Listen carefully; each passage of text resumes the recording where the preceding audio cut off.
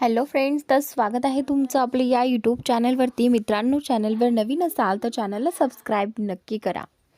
थोड्या वेळानंतर सगळ्या मुली श्रेयासोबत तिथे येतात आणि तिला विजय जवळ नेऊन त्याच्या बाजूला बसून देतात.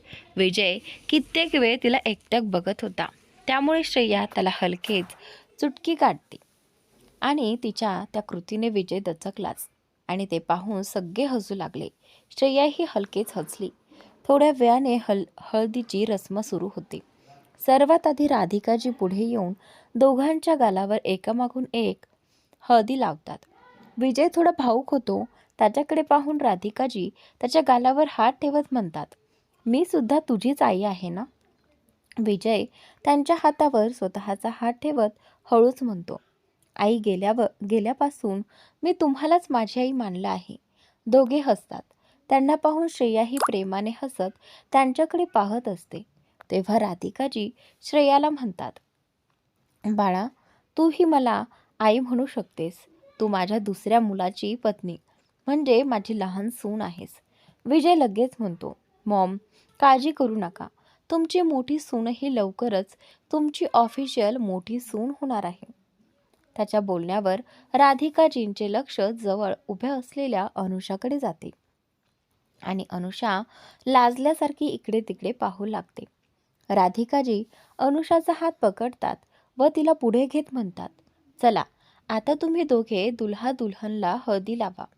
अनुषा हळदी घेऊन श्रेयाला लावायला जात असतानाच विजय अविराजला हाक मारतो, राज, इथे फक्त उभा राहणार आहेस का? हळदी लावायला ये ना. जितक्या लवकर ये तितकं बरं. अविराज येऊन अनुषाच्या बाजूला उभा राहतो. तोही हळदी घेण्यासाठी खाली वागतो.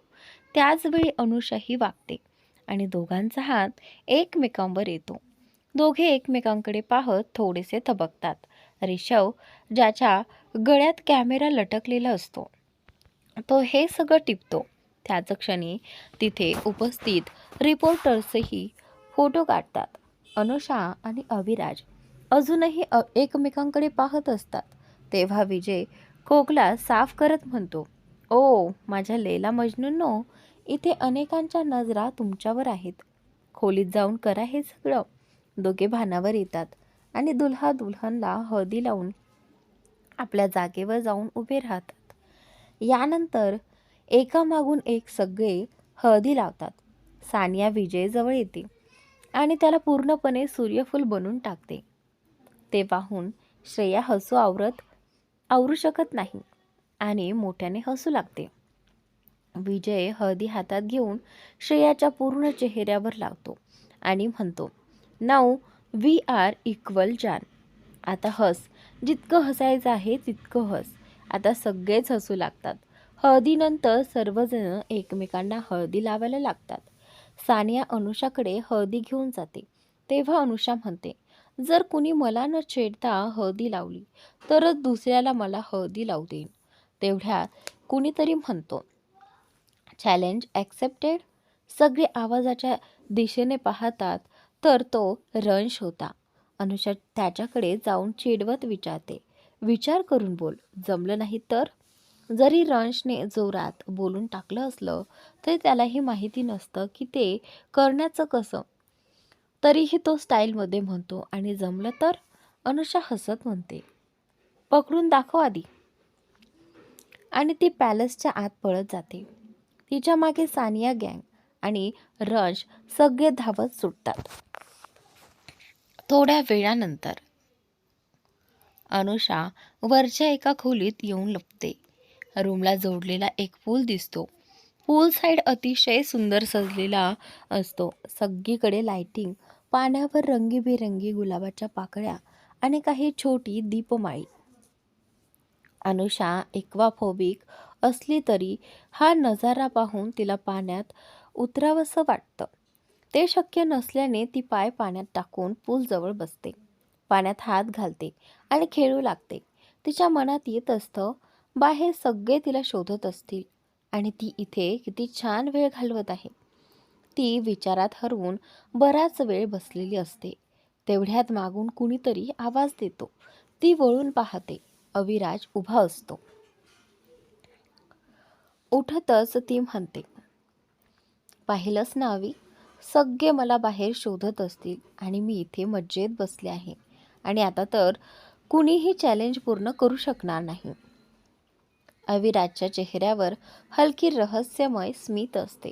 तो म्हणतो, पण बाळा, चॅलेंज तर बऱ्याच आधी पूर्ण झालं. आणि त्यानंतर अनुषा चकित होते. तेवढ्यात दार उघडत रंश आणि बाकी सगळी आत येतात. रंश चिडवत म्हणतो, अगं वेडे, चॅलेंज देऊन कुणी असं लपून बसतं का? मग समोरच्याने चॅलेंज पूर्ण करायचं कसं? आणि त्यानंतर सानिया रंशच्या हातावर थाप मारत म्हणते, चॅलेंज पूर्ण झालं आहे. आणि अनुषाकडे बोट दाखवते. सगळे अनुषाकडे पाहतात आणि थक्क होतात. अनुषा चिखून विचारते, कसं? कुणी मला स्पर्श केलाही नाही. अविराज पुढे येतो. तिचा हात पुढे करून दाखवतो आणि त्यानंतर हात पूर्णपणे पिवळा झालेला असतो. अनुषा दचकून विचारते, हे हे हळदी कशी लागली? मी इथे एकटी होते, मग कसं? त्यानंतर सगळ्यांच्या नजरा अविराजकडे. तो म्हणतो, विचार कर, काही वेळापूर्वी तू काय करत होतीस? ती म्हणते, मी तर पाण्यात हातपाय टाकून बसले होते. आणि त्यानंतर ते बोलताच तिला काहीतरी आठवतं. ती लगेच पाण्याकडे पाहते. जिथे ती बसली होती तिथलं पाणी अजूनही किंचित पिवळं असतं. अविराज तिच्या जवळ येऊन सांगतो, तू पाण्यात खेळत होतीस आणि तेव्हाच चॅलेंज पूर्ण झालं. खरं म्हणजे अनुषा खोलीत येताना अविराज आधीपासून पूल साईडवर होता. अनुषा विचारात बुडाली असताना त्याने हळदी पाण्यात मिसळून सोडली होती. त्यामुळे पाणीच हळदीचं झालं आणि तिच्या हातापायांना स्पर्श न करता हळदी लागली. सगळे आश्चर्यचकित होतात. अनुषा रागवल्यासारखी म्हणते, हे हे तर चीटिंग आहे. चॅलेंज या बेडकानं घेतलं होतं. तुम्ही मधी कशाला आलात? अविराज काही बोलायच्या आधीच तो सानियाकडे पाहतो. सानिया ओळखून सर्वांना घेऊन खोलीबाहेर जाते. त्यांच्या जाताच अविराज म्हणाला, तू तर फक्त चॅलेंज दिलं होतंस, कोणत्या खास व्यक्तीला नाही, ते कोणताही पूर्ण करू शकतो. आणि त्यानंतर हे ऐकताच अनुषा रागाने म्हणाली, मला तुमच्याशी बोलायचंच नाही, तुम्ही खूप वाईट आहात. आणि त्यानंतर असं म्हणत ती तिथून निघू लागली. तेवढ्यात अविराजने तिचा हात पकडून तिला थांबवलं आणि पूल साईडच्या भिंतीला हलकेच टेकवत स्वतः तिच्या अगदी जवळ उभा राहिला. अनुषा मोठ्या डोळ्यांनी त्याच्याकडे पाहत होती. अविराजही तिच्या डोळ्यात पाहत होता. बाजूला ठेवलेल्या हळदीच्या वाडग्यातून हळद काढून तिच्या गालावर लावू लागला. हळदीचा स्पर्श होताच अनुषाने डोळे घट्ट मिटले आणि त्यानंतर अविराज तिच्या चेहऱ्याकडेच एकटक पाहत होता. त्याचा हात हळूहळू गालावरून खाली सरकू लागला. गालावरून खाली येत तो तिच्या मानेवर आला आणि मग आणखी खाली अगदी तिच्या छातीजवळ येऊन थांबला. आणि त्यानंतर अनुषाने डोळे उघडले तेव्हा अविराजचा चेहरा तिच्या चेहऱ्याच्या अगदी काही इंच अंतरावर होता. पुन्हा एकदा ती त्याच्या नजरेत हरवली. तेवढ्यात तिला स्वतःच्या कमरेवर अविराजचा हात जाणवला. अविराज तिच्या खोल्या कमरेवर अलगद हळद लावत होता. त्याच्या त्या संवेदनशील स्पर्शाने अनुषाचे अंग शहारले. कमरेवर हळद लावत असताना त्याने अचानक तिला हलकेच ओढलं आणि त्या दोघांमधलं अंतर आणखीनच कमी झालं. अनुषाने आपला हात गालावर नेऊन तेथील हळद हातावर घेतली आणि हळूच अविराजच्या गालावर लावली. यावेळी अविराजने स्वतःचे डोळे मिटले. दोघे इतके जवळ उभे होते की एकमेकांचा श्वास त्यांच्या चेहऱ्यावर जाणवत होता. त्यांच्या ओठांमध्ये अक्षरशः नावाचं अंतर उरलं होतं. तोही मिटवत अनुषा पुढे सरकली आणि तिने आपले ओठ अविराजच्या ओठांवर टेकवले. अविराजने एका हाताने तिच्या डोक्याला आधार दिला आणि दुसऱ्या हाताने तिच्या कमरेवरील पकड अधिक घट्ट करत तो तिला चुंबन देऊ लागला. अनुषाही त्याच्या गळ्यात हात टाकून त्याला साथ देत होती. सुमारे 20 मिनिटांनी ते वेगळे झाले. त्यांचे कपाळ एकमेकांना टेकलेले. दोघेही धापा टाकत होते. अविराजने तिच्याकडे तीव्र नजरेने पाहिलं तर अनुषा लाजली. त्याला हलकेच दूर करत ती पटकन तिथून पळून गेली. तिला तसं जाताना पाहून अविराजच्या चेहऱ्यावर हलकीशी स्मितरेषा उमटली आणि तोही निघून गेला. अनुषा पळत खाली आली आणि बागेकडे गेली. तिथे पोहोचली तेव्हा सानिया रंशशी म्हणत होती, यार, मेहंदी आणि संगीतला तर तू धमाल केली होतीस. आज काही ना काही होणार का? अशी कोरडी कोरडी हळद होणार? सानियाच्या खांद्यावर हात ठेवत अनुषा म्हणाली, माझं असताना कसं काय होणार बेब? असं म्हणत ते डीजेकडे जाऊन काहीतरी सांगते आणि लगेच संगीत सुरू होतं. मुंडा थोडा ऑफ बीट है पण कुडिया देनाल बहुत स्वीट है. अनुषा नाचत विजयकडे जाते आणि विजय व श्रेयाच्या भोवती फिरत फिरत गात राहते.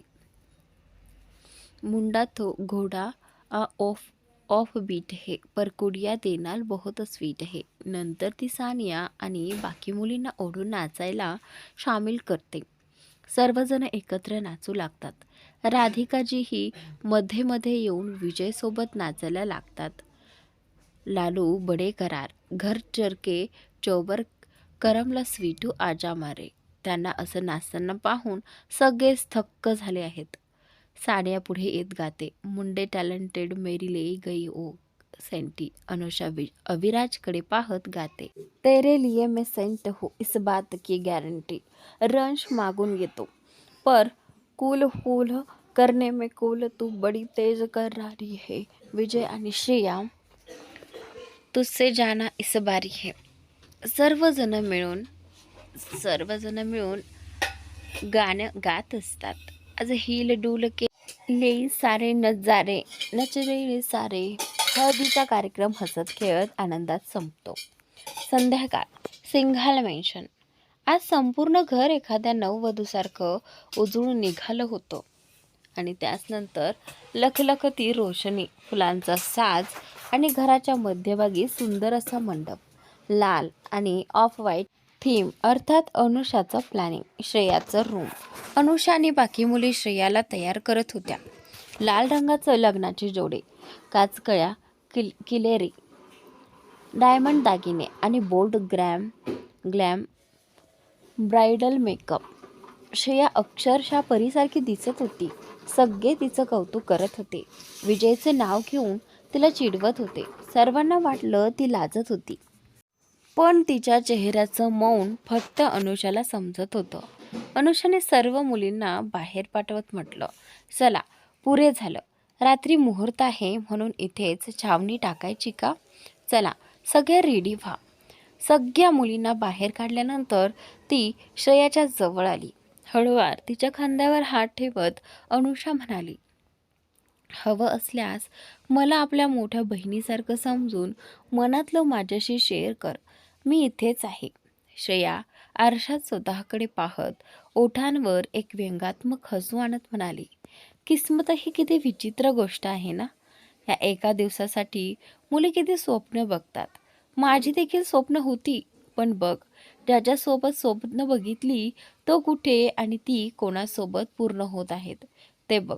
अनुषा तिच्याकडे पाहत शांतपणा म्हणाली, आपण ज्याच्यावर प्रेम करतो तोच आपल्या नशिबातही असावा असं कुठे ठरलेलं असतं. तू तर फक्त एकतर्फी प्रेम केलंस. रोहनने तुला कधी खोटी आश्वासनं दिली नाहीत आणि कसले खोटे वचन. पण मला बघ, मला काय मिळालं? पण माझ्या नशिबात अवी होता, जसा तुझ्या नशिबात विजय भाऊ आहेत. हो, मान्य आहे, अचानक कुणाला स्वीकारणं सोपं नसतं, पण प्रत्येक माणूस सारखाच असतो असं नाही. ती पुढे म्हणाली, मला देखील सुरुवातीला साहिलला विसरणं आणि दुसऱ्या कुणासाठी मन उघडणं खूप कठीण होतं. पण अवीने स्वतः माझ्या मनात आपली जागा बनवली. जर मीही तुझ्यासारखी भूतकाळात अडकून बसले असते, अशा माणसाच्या आठवणीत ज्याने मला कधी प्रेमच दिलं नाही आणि माझ्याशिवाय छान जगतोय, तर अवी एकट्याच्या प्रयत्नांनी काहीच घडू शकलं नसतं. म्हणून माझं ऐक. विजय भावांना एकदा मनापासून स्वीकारून बघ. मी पैंज लावून सांगते, त्यांनी तुला आनंदी ठेवण्यात एकही कमी पडू देणार नाही. त्यांच्या डोळ्यात मी तुझ्या जे प्रेम बघितलं आहे ते आयुष्यभर पुरेसं आहे. म्हणून डोक्यातील फालतू विचार काढून टाक आणि खुश हो. आज तुझा लग्नाचा दिवस आहे. अनुष्या बोलून संपतच श्रेया वळून झटक्यात तिच्या मिठीत शिरली. रडतच म्हणाली, अविराज सरांनी माझ्या आयुष्यात सर्वात मौल्यवान भेट दिली तुझ्या रूपाने. मी नक्कीच खूप पुण्य कमावले असतील. म्हणूनच तू माझ्यासारखी मोठ्या बहिणीसारखी मैत्रीण मिळालीस. अनुषाने तिच्या पाठीवरून हात फिरवत म्हटलं, चल आता बस. सगळा मेकअप खराब करशील काय रडून. किती मेहनत घेतली आहे मी. आणि त्यानंतर श्रेया हसली आणि तिच्यापासून दूर झाली. अनुषाने तिचे अश्रू टिश्यूने पुसत म्हटलं, आणि ही स्माईल चेहऱ्यावर ठेव. मला नकोय की लोक माझ्या भावाबद्दल असं म्हणावं की त्याने तुला जबरदस्तीने लग्न लावलं. तिला समजावून झाल्यावर अनुषा श्रेयाला रूममध्येच थांबायला सांगून स्वतःही तयार व्हायला आपल्या रूममध्ये गेली. रूममध्ये पोहोचताच समोर अविराजला पाहून ती जागेवरच थबकली. अविराज आरशासमोर स्वतःची घड्याळ ॲडजस्ट करत उभा होता. त्याने ऑफ व्हाईट रंगाची हाताने बनवलेली शेरवानी घातली होती, ज्याच्या कॉलर आणि कफलिंगवर लाल स्टोनचे सुबक काम केलेले होते. शेरवानीचे 2 वरचे बटन उघडे होते आणि त्याचे रुंद छातीमुळे तो आणखी आकर्षक दिसत होता. अविराज केस सेट करत असताना आरशात त्याने अनुषाला मागे उभं पाहिलं. न हलणारी, न बोलणारी, फक्त त्याच्याकडे एकटक पाहणारी. त्यानं हात पुढे करून तिला जवळ बोलावत विचारलं, बच्चा काय झालं? तशीच का उभी आहेस? अजून मी तू आणलेला ड्रेसच तर घातलाय. पण अनुषा त्याच्याकडे न येता दाराकडे वळली आणि म्हणाली, आपण तिथेच थांबा, मी आईला बोलावते.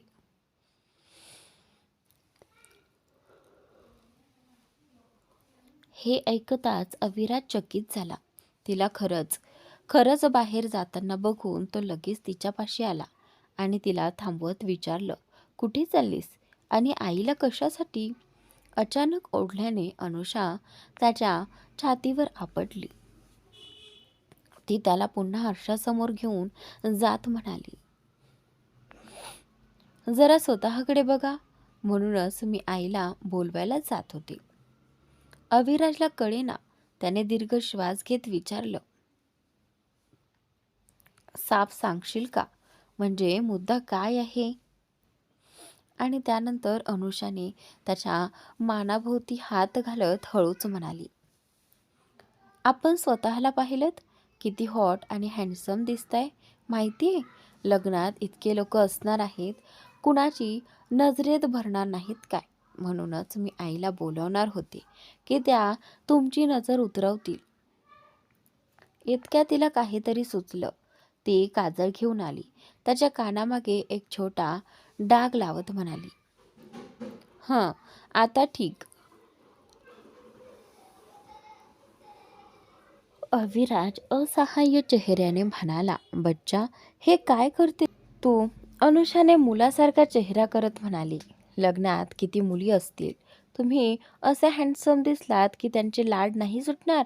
तुम्ही जिथे जाल तिथे मुली गुडावरच्या माशा जशा असतात तशा तुमच्यावर पडतात. अविराजला तिचं हे रूप पाहून खूप हसू येत होतं, पण त्याचवेळी तिचा हेवा करणं त्याला खूप गोडही वाटत होतं. त्याने अनुषाला जवळ ओढलं. कमरेभोवती हात ठेवत म्हणाला, ज्यांना पाहायचंय त्यांनी पाहू दे. त्यांच्या पाहण्यामुळे मी त्यांचा होणार नाही. मी तर आधीपासूनच तुझा आहे. मग काय फरक पडतो? अविराजच्या बोलण्याने अनुषाच्या गालांवर हलकी लाली उमटली होती. ती लगेच त्याला स्वतःपासून दूर करत म्हणाली, ठीक आहे, आता तुम्ही जा. विजय भाऊ तुमची वाट बघत असतील आणि मला सुद्धा तयार व्हायचं आहे. हे बोलतच ती पटकन वॉशरूममध्ये पोहोचली. अविराजही तयार होऊन विजयच्या रूमकडे निघाला. विजयची रूम. अविराज रूममध्ये गेला. तर त्याने विजय आणि ऋषभला एका मोठ्या कापडात अडकल्यासारखं एकमेकांकडे खाणारच अशा नजरेने बघताना पाहिलं. दोघांना तसं पाहून अविराजने चेहरा वाकडा तिकडा करत म्हटलं, अरे आज तुझं लग्न आहे आणि तू अजूनही हेच सगळं, आणि तेही ऋषभ सोबत. त्यानंतर त्याचा अर्थ लक्षात येताच ऋषभ झटकन म्हणाला, अरे नाही नाही बॉस, तुम्ही काय बोलताय, मी अगदी स्ट्रेट आहे. विजयने त्याच्याकडे रागाने बघत त्याच्या डोक्यावर हलकासा चापट मारला. साले, तुला काय म्हणायचे? मीही माझ्या सगळ्यात जास्त फक्त श्रेयावरच प्रेम करतो, कळलं ना? अविराज दोघांकडे बघत म्हणाला, तुमचा हा आपापसातला रोमांस नंतर करा. विजय, आधी तू तयार हो, तुलाच आधी लग्नात बोलवणार आहेत. विजय कापडापासून स्वतःला दूर करत म्हणाला, अरे यार कसला तयार हो, मॉमने ही पगडी घालायला सांगितली आहे आणि मला तर ती बांधतच नाहीये. त्यात या गाढवाला मदतीला पाठवलं आणि हा उलट माझ्याबरोबरच कापडात अडकलाय. अविराजने कापड ऋषभकडून घेतलं आणि विजयला आपल्या समोर उभं करीत पगडी बांधायला लागला. तेवढ्यात रूममध्ये राधिकाजी आल्या आणि त्यानंतर समोरचं दृश्य पाहून त्या मिश्किल हसत म्हणाल्या, आज दोन्ही भावांवर फार प्रेम आले दिसते. आणि त्यानंतर अविराज पगडी बांधताना म्हणाला, मॉम कसलं प्रेम वगैरे काही नाही, या दोन्ही इडियट्सकडून एखादं काम नीट होत नाही. हे ऐकताच राधिकाजी प्रेमाने पण चिडवत म्हणाल्या, चूप, माझ्या मुलांबद्दल काहीही बोलू नकोस. आणि त्यानंतर पगडी बांधून झाल्यावर अविराजने ड्रेसिंग टेबलवर ठेवलेला डायमंडचा ब्रोच नीट लावला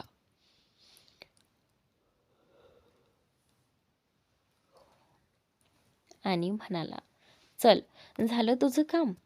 विजय स्वतःकडे आरशात पाहतो. त्याने रेड ऑफ व्हाईट कॉम्बिनेशनची हँडमेड शेरवानी घातलेली होती. आत ऑफ व्हाईट कुर्ता आणि वर रेड शेरवानी, ज्यावर सोनेरी काम केलेलं होतं. त्यासोबत मॅचिंग सवयी, बंधनी व पगडी. एकदम जबरदस्त लुक. विजय आणि अविराज दोघेही एकत्र उभे राहिले. दोघेही अतिशय देखणे आणि आकर्षक दिसत होते. राधिकाजी दोघांची नजर उतरवत म्हणाल्या, कुणाची नजर न लागो माझ्या मुलांना. मागून उभा असलेला ऋषभ चेहरा वाकडा तिकडा करत म्हणाला, आणि माझं काय? विजय हसत म्हणाला, तू ॲडॉप्टेड आहेस म्हणून. इतकं ऐकून ऋषभचा पुन्हा चेहरा पडला. राधिकाजी त्याच्याकडे जात त्याच्या गालावर हात ठेवून म्हणाल्या, काय रे, तुम्ही दोघं मोठे म्हणून असं करणार का याच्याशी? तूही खूप छान दिसतो आहेस, कोणाची नजर लागू नये. हे ऐकून ऋषभ खळखळून हसला. नंतर राधिकाजी आरतीची थाळी घेऊन विजयला दारात बोलावतात. त्यांनी विजयची आरती करून त्याला तिलक लावलं, कारण लग्न इथंच घरात होत होतं आणि श्रेयाच्या बाजूने कोणी नव्हतं. त्यामुळे दुल्ह्याची आरती करण्याची रीत ही राधिकाजीनं पार पाडली. सगळं झाल्यावर अविराज, विजय आणि ऋषभ एकत्र लग्नाच्या हॉलकडे निघाले.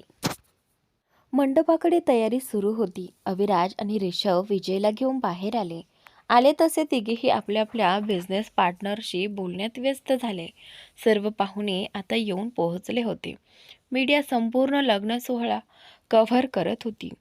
मंडपात पंडितजी सर्व आवश्यक वस्तूंची मांडणी करत बसले होते आणि राधिकाजी त्यांना मदत करत होत्या. ऋषभ वेटर्सना नीट सूचना देत होता की प्रत्येक पाहुण्याला व्यवस्थित अटेंड करावं. तेवढ्यात त्याने खाली असलेल्या रूममधून सानिया, बिपाशा आणि आकृती बाहेर येताना पाहिल्या आणि तो अक्षरशः श्वास घेणं विसरला. सानियाने रेड फुल स्लीव्ज लॉंग गाऊन घातला होता. केसांना सॉफ्ट कलर करून मेसी बन केला होता, जो आधीच अनुषाने करून दिला होता. मेकअप सहित ती आज नेहमीपेक्षा खूपच वेगळी, खूपच आकर्षक दिसत होती. ऋषभ तिला पाहतच राहिला. विजयने त्याला येऊन चिमटा काढला आणि हसत म्हणाला, अरे लाल टपकेल तुझी. अचानक त्याच्या बोलण्याने ऋषभ भानावर आला आणि काही न बोलताच तिथून निघून गेला. सानिया, बिपाशा आणि आकृती रंशच्या जवळ जाऊन उभ्या राहिल्या आणि गप्पा मारू लागल्या. तेवढ्यात पंडितजींनी विजयला बोलावलं आणि राधिकाजींकडे म्हणाले, दुल्ह्याला मंडपात बोलवा, त्यांच्या रस्मा सुरू करूया. राधिकाजींनी हसत मान हलवली. विजय आला आणि मंडपावर बसून त्याच्या रस्मा सुरू झाल्या.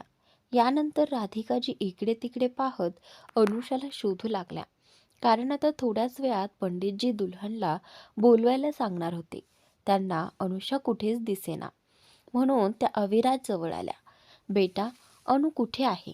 तिला श्रेयाला आणायला सांगायचं आहे.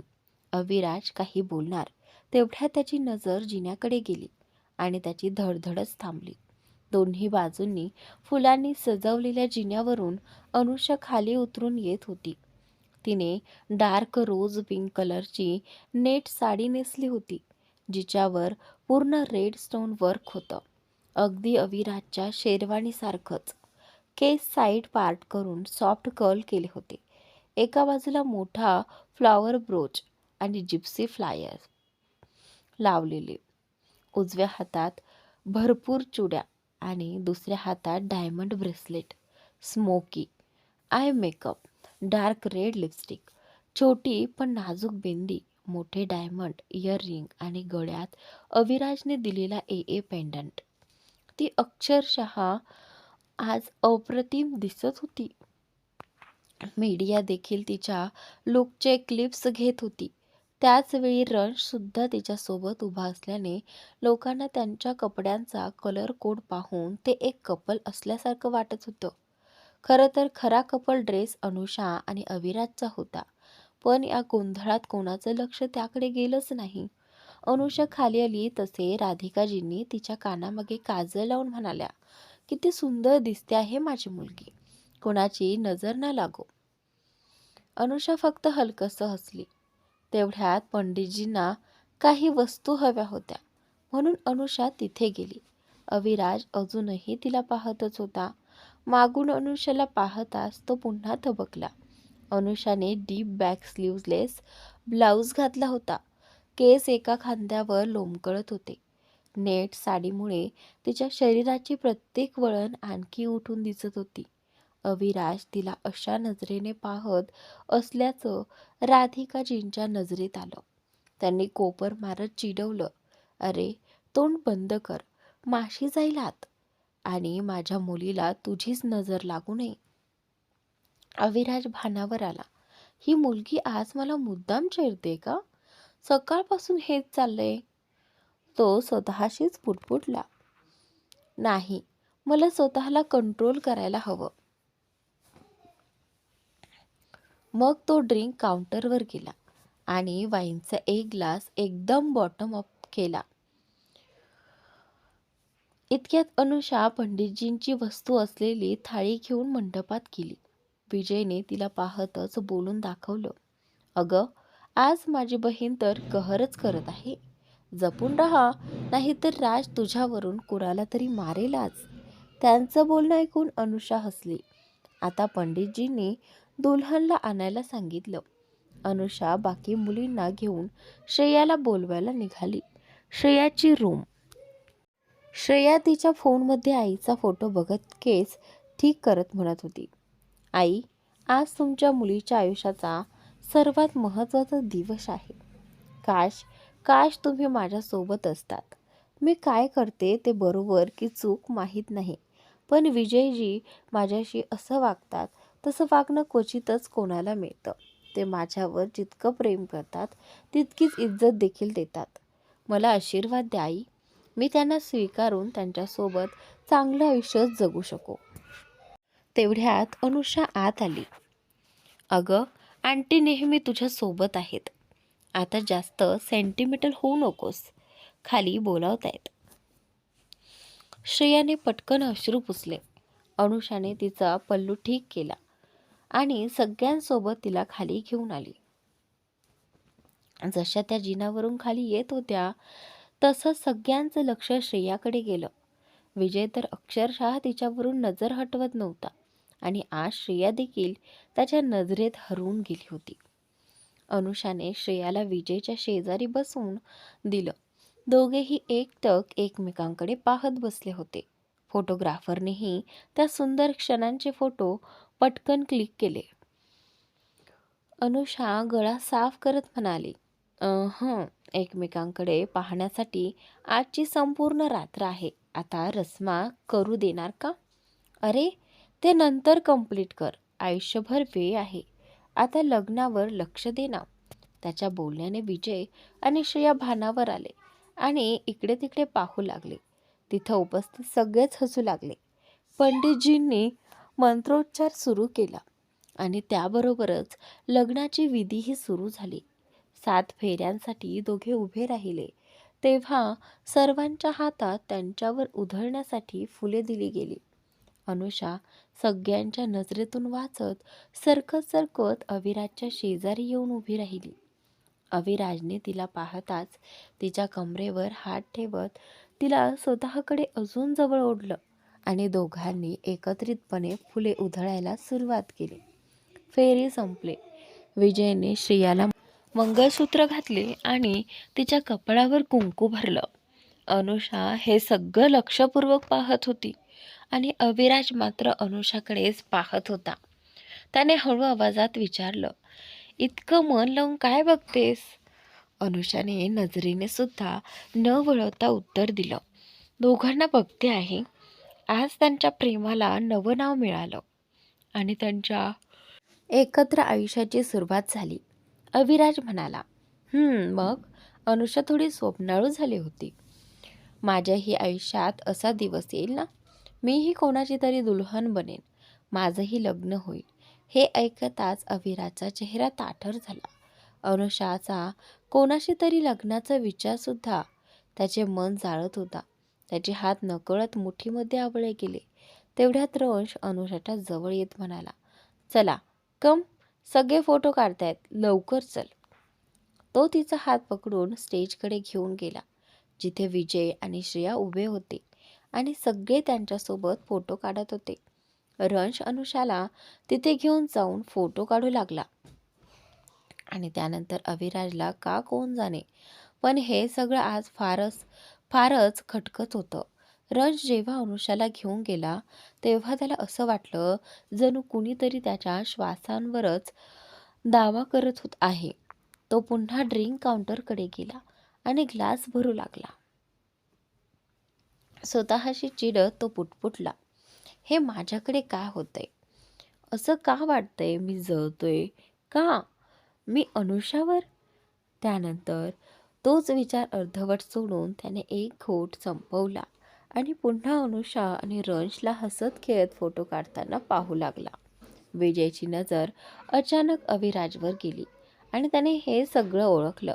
त्याला लगेच कळलं अविराज अनुषामुळे जळतो आहे आणि त्यानंतर तो हसत म्हणाला, बस, मानलं किंवा नाही मानलं, पण प्यार तर झालंय. त्यानंतर तो अविराजकडे गेला आणि त्याचा हात धरत म्हणाला, चल, सगळे फोटो काढतायत आणि तू इथे कसल्या गममध्ये ड्रिंक करतोयस? चल माझ्यासोबत. आणि त्यानंतर तो त्याला घेऊन स्टेजवर आला. विजयने अनुषाला हाक मारली, अनु, लवकर ये. माझ्या लग्नाच्या सगळ्या तयारी तू केली आहेस. तुझ्यासोबत फोटो तर हवाच. आणि त्यानंतर मग विजयने मुद्दाम अविराजकडे पाहून म्हटलं, आणि तू तू फक्त मित्र नाहीस, माझा भाऊ आहेस. तुझ्यासोबतचे फोटो पण हवेत. फोटोग्राफरकडे वळून तो म्हणाला, भाई, हे फोटो एकदम टॉप क्लास हवेत. श्रेयानेही अनुषाला हाक मारली आणि अनुषा तिच्या बाजूला उभी राहिली. विजय आणि श्रेयामध्ये आणि दोन्ही बाजूंना अनुषा आणि अविराज. एका फोटोनंतर विजयने मुद्दाम राधिकाजींना बोलावलं, मॉम, तुम्हीही या. राधिकाजी वर आल्या तसं विजयने हुशारीने अविराजला अनुषाच्या बाजूला ढकललं आणि आईला स्वतःच्या शेजारी उभं केलं. राधिकाजींनाही विजयचा हेतू कळला आणि त्यांनी त्यांनीही काही बोललं नाही. उलट अविराजला आणखी अनुषाच्या जवळ उभं केलं. आता फ्रेममध्ये एका बाजूला राधिकाजी आणि दुसऱ्या बाजूला अविराज, अनुषा. अविराजने हळूच मागून अनुषाच्या कमरेवर हात ठेवला. अनुषाच्या चेहऱ्यावर नकळत एक हसू उमटलं. फोटो काढून झाले. विजयने फोटो पाहत म्हणाला, एकदम परफेक्ट फॅमिली फोटो. हा तर फ्रेम करून घरात लावणार. शेवटी लग्नाचे सारे विधी पूर्ण झाले आणि पाहुणे गेल्यावर सगळे जेवायला डायनिंग एरियात गेले. डायनिंग एरियात सगळेजण गप्पा हशा मस्करी करत जेवत होते. फक्त अविराज मात्र शांत बसून जेवत होता.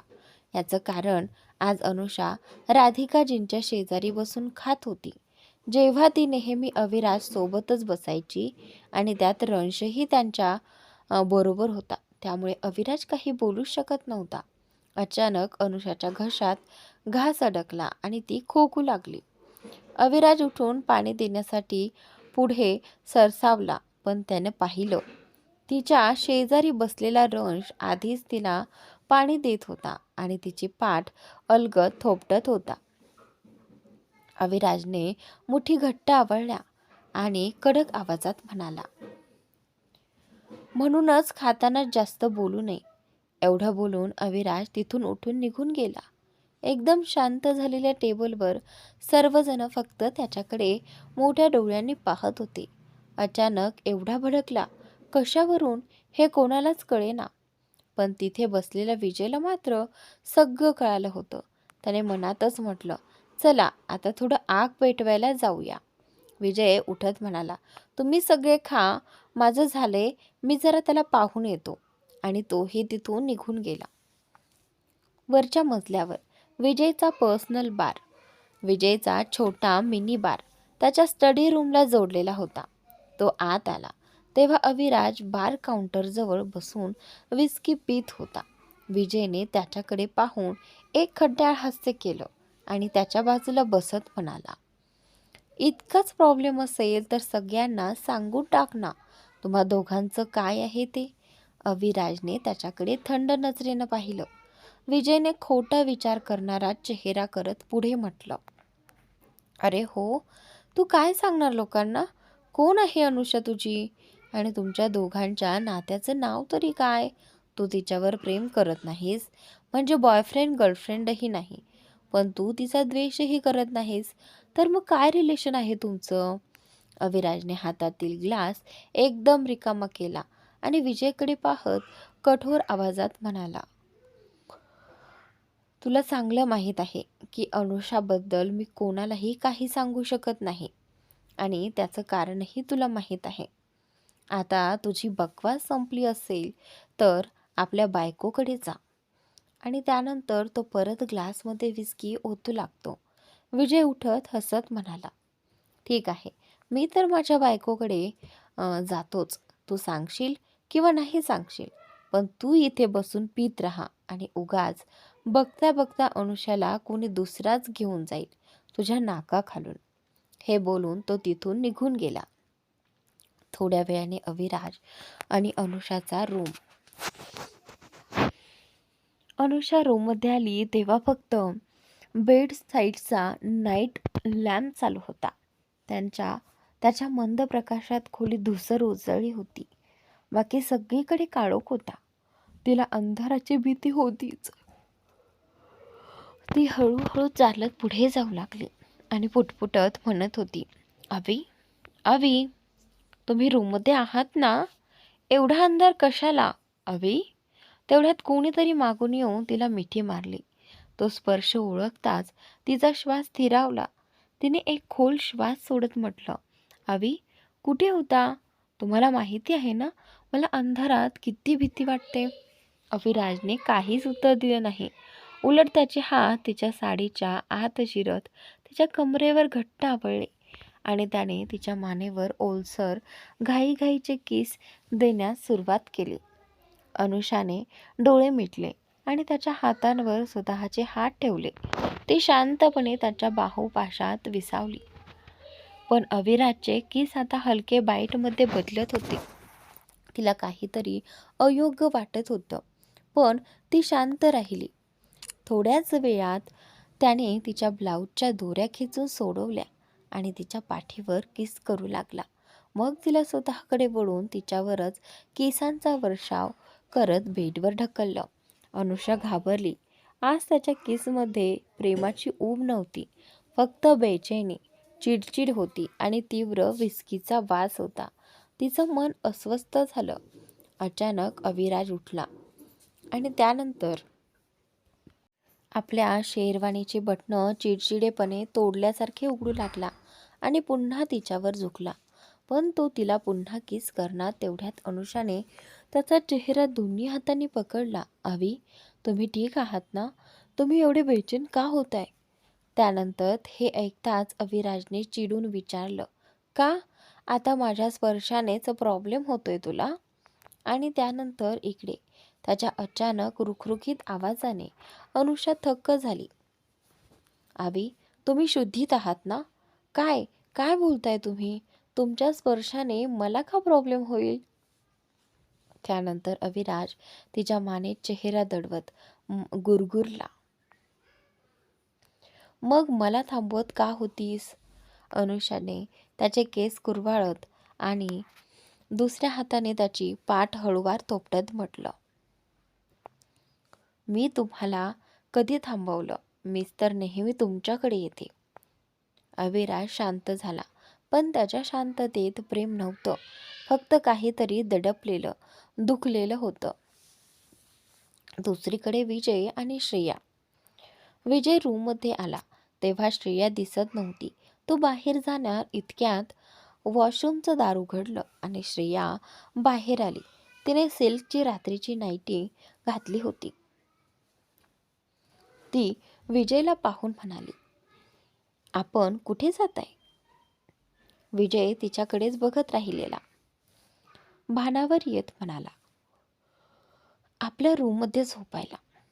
"तू?" श्रेया किंचित लाजत म्हणाली, "हीच तुमची रूम ना? मग बाहेर कुठे जाणार?"